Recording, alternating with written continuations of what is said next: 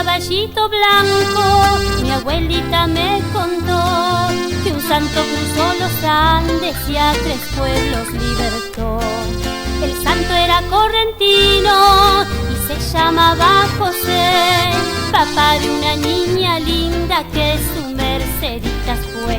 Suena el clarín, suena el tambor, esta es la historia que más me gustó, la del valor y de la fe, un correntino llamado José.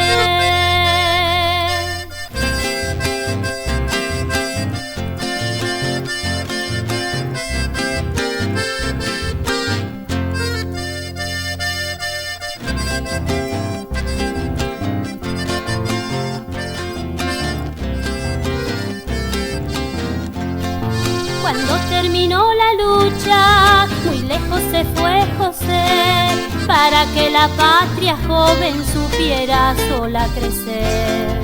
Del brazo de Merceditas, José contemplaba el mar, pensando volver un día y en su tierra descansar.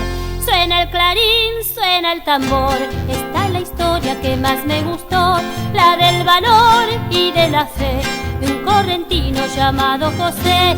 Suena el clarín, suena el tambor, esta es la historia que más me gustó, la del valor y de la fe, de un correntino llamado José.